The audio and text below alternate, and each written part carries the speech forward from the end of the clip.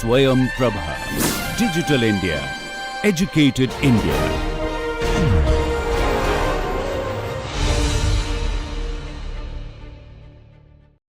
Welcome back, everybody. We're going to talk about a couple of functional groups. We've been trying to cover different functional groups in the past. So here are two new functional groups. Let's look at them. Functional groups are things that have heteroatoms like oxygens, nitrogens, and so on. And typically NMR is taken after an IR. But in this case, if you don't have an IR, then how do you know what the functional group is? One of the best ways to find out is to look at the chemical shifts here. The chemical shifts are kind of indicative of what is the neighboring atom and the electronegativity of that. So that gives us an idea of what it could be, the possibilities. And every textbook would have a table like this, and that would give us the chemical shifts. And you can have the alkyl protons below 2. Then if you have electronegative atoms like oxygens next door or halogens next door, you can have things between, let's say, 3 and about 4 or 5. If you have carbonyls or benzenes or even acetylenic groups next door, it could be between 2 and 3. If you have very d-shielded protons in the, say, 6 to 8 region, it could be double bond vinylic protons. In the 6 to 8 region, it's typically benzenes. Beyond that, there are typically only two types of protons mainly. One is the aldehyde around 10, and the other one's the acid above 10, like between 10 and 12.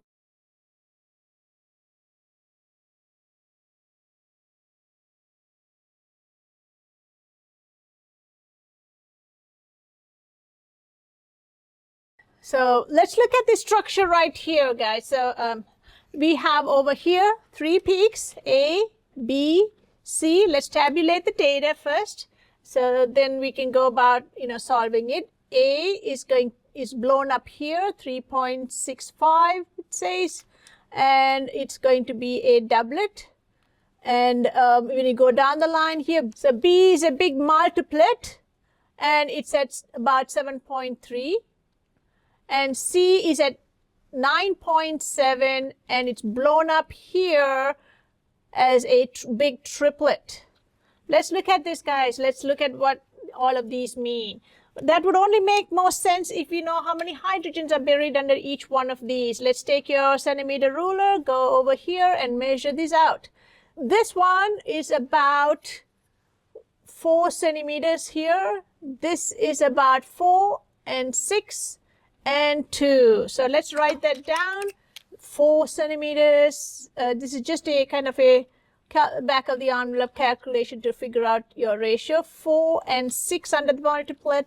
2 here, divide by the lowest number here, and you will get 1 hydrogen under C, 2 hydrogens under A, and 2 plus 3, 5 hydrogens under B. So then let's look at the multiplicity here. N plus 1 is equal to the multiplicity. So N plus 1 is doublet is a 2, N is 1. So A has 1 proton as its neighbor. B is a big multiplet, and C is going to be 1, is a triplet, 1 hydrogen, and that is a triplet. So therefore it has got 2 neighbors. So here's 1 hydrogen with 2 neighbors and 2 hydrogens with 1 neighbor. What do you think? Do you think they are right next to each other or right next to each other? That's the only possibility for that. Am I right? So CH, CH2, and they are going to be right next to each other. So let's write that down. CH2. So that is going to be your C, and this is going to be your A. So over here, 2 plus 1 is going to be a triplet for this, and 1 plus 1 is going to be a doublet for this. So therefore, we are going to then see what kind of structure this is going to be when you put all the other pieces. In order to do that, let's find out how many rings and double bonds we have, shall we? And for that, we have to find out our unsaturation number. and that is 2 times 8 plus 2 minus the number of hydrogens, and that is 8 over 2. So that's 18 minus 8 over 2. That is going to be 5.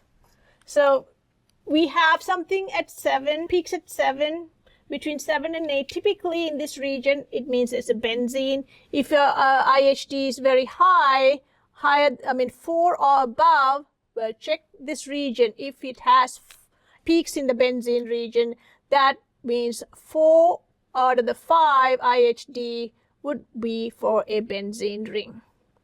Therefore, you have either a double bond or a ring in addition to that. So let's bear that in mind. So let's put the pieces together. We have 5 hydrogens on B. Therefore, B has got a benzene ring, and if you have 5 hydrogens, you only have 1 position there that is free to have a substituent. That means this is a mono-substituted benzene. These two we know are next to each other, so that's the other part of the puzzle. So we have CH next to a CH2. What else do we have? This is going to be C6, C8. So we took care of the carbons. We have 5 hydrogens and 3 hydrogens. That's 8 hydrogens. We took care of the hydrogens as well. So C8 and H8 is done. What about the oxygen? Where do you think that's going to go? Let's look at it. This C is very, very D-shielded. 9.7. That's a very unique kind of category here. So if you look at the table that you have in your book, 9.5 to 10.5 is basically a proton that is on the carbonyl carbon, which means there is an aldehyde. There's typically nothing else, there's really nothing else in that region, in the 9 region, that's going to give you a very sharp peak. If you have a carboxylic acid between 10 and 13, you'll have a broad singlet, but this is not a broad singlet. 9.7 here is blown up to be a nice triplet.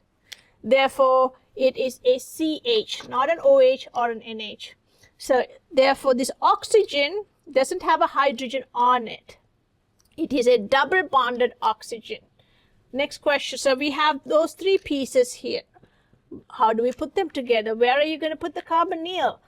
Can you just connect it? Well, if you connect that, then that's going to be 9 carbons. So therefore, this carbon is one of these. Obviously, you cannot put a double bond oxygen there. That's going to exceed the valence. The only place to put it is here. So putting those 2 pieces together, you can see the CH and the CH2 would have a carbonyl oxygen right here to make that into an aldehyde HC, which is D-shielded to in this region 9.7. So that makes sense for that hydrogen here to be on that carbonyl carbon. What about this CH2? Who's going to fill the valence here? There's only one thing and one thing alone, and that is going to be your benzene ring. So putting all these pieces together, you would get a mono-substituted benzene, and this is the one that has 5 hydrogens at 7.3. That's connected to a CH2, which is going to be the doublet here, CH2. That's next to a CH, and that's just one hydrogen that's really very D-shielded due to the fact that it has a carbonyl right there. So all of these pieces put together tell us that we have a mono-substituted benzene, CH2CHO. So this is going to be 2-phenylethanol. Right, let's look at the other one here. We said we were going to do different functional groups. This one's got a nitrogen. Let's figure it out. Let's first start with your omega, which is your unsaturation here, which is going to be 2 times 8 plus 2, and you are going to take away 11 and another 1. Remember, for nitrogen, we take off another 1. So you are going to take away 10. It always has to be an even number. You cannot have half a bond. So therefore, this is going to be 18 minus 10 over 4, which really works out very nicely to give us 4. And well, if you have 4 or more, you should check the 7 region. Yep, we do have benzylic protons. So this probably just means that you have a benzene ring. Let's look at the rest of it and fill out the chart here. All right, let's go about it. So let's look at this, A, B, C, and D in order. A about 1.4. B has a ppm about 1.7. C is at 4.1 and D is at 7.3 about. Number of hydrogens here, let's measure it out and see what the ratio is going to be. So over here, if you take your centimeter ruler, this is going to be 6, 4, 2, and about 11. Let's divide it by 2, the lowest number here. And that's going to give you a 3 to 2 to 1. And well, you can't have 5.5 hydrogens. You got to decide whether it's either 5 or 6. Let's look at the formula. Formula's got 11 hydrogens. You already have 6. This is probably 5.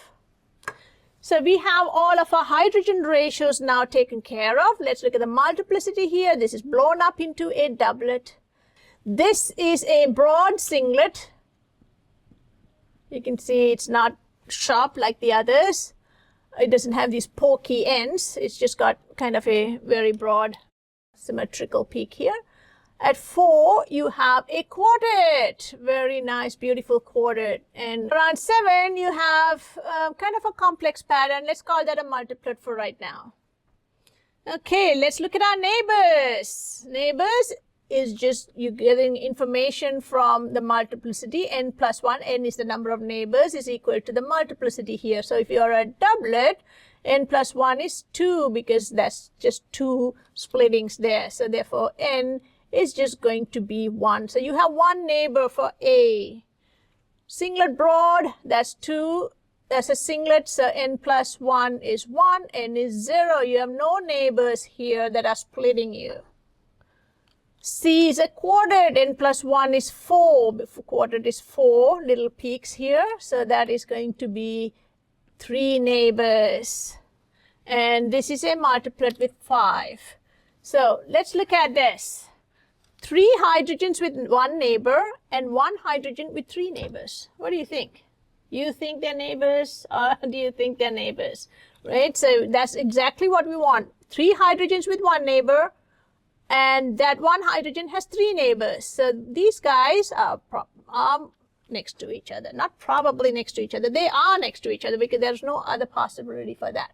So those are related. So A, there are 3 hydrogens that are A, so which means they're all on the same carbon. That's a CH3. 3 HAs. Right next to that, you are having 1 hydrogen with 3 neighbors. These are the neighbors we're talking about. And that has got 1 neighbor, so that's HC. These 3 hydrogens on the carbon have 1 neighbor. And this 1 hydrogen here has 3 neighbors. That's always going to be what a doublet and a quartet next to are going to correspond to. So this guy can be up or down spin, so or clockwise or counterclockwise spin, which is going to give you 2 environments for this. So if you have this, this is going to be split into 2. So you will get a doublet. So the coupling constant there, JAC, is going to be about 7 in that range. Okay. HA has got 3 protons, and that is going to split HC into a quartet, N plus 1. So that is going to be, JAC is going to be about the same. So you have HA and HC taken care of. Now over here, let's look at B, singlet broad. Why is it broad? What are the things that can be broad? We talked about how hydrogen bonding makes things broad because of the variable bond lengths and all of the connections and so on, and depends on the dilution and so many other factors. Typically, OH and NH protons are broad. And how can we confirm that? Throw a little D2O. It's going to wipe out your peak. So if you do that, well, that's the only possibility. How many protons are there? 2 protons. So that nitrogen here, which is a singlet broad, has got 2 hydrogens. So these are our pieces so far. We got this, we got this, and we got something else, benzene, and there are 5 hydrogens. What does that tell you? That tells you that you have a mono-substituted benzene, because if you need to have 5 hydrogens, you can only put 1 substituent. So all of these D protons are just going to be for the benzene because they are at around 7. So those are the 3 pieces. How do you put them together? Oh, well, this carbon is pretty much full house. It's got 4 things. This carbon needs 4 things. So there's going to be 2, let's say Y and Z, 2 things that need to be on that carbon. What are the 2 things?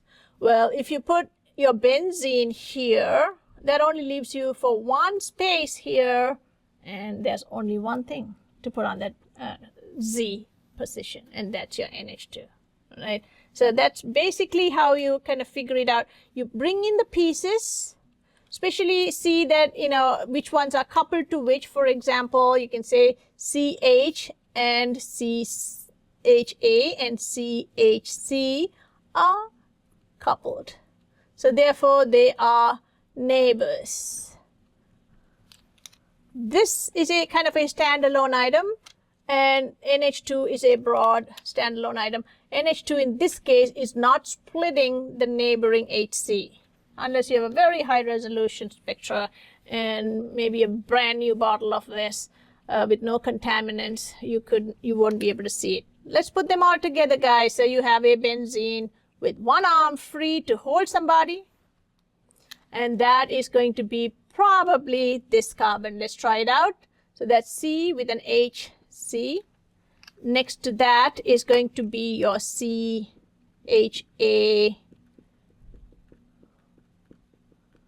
And right here is the only place that we can put our NH2.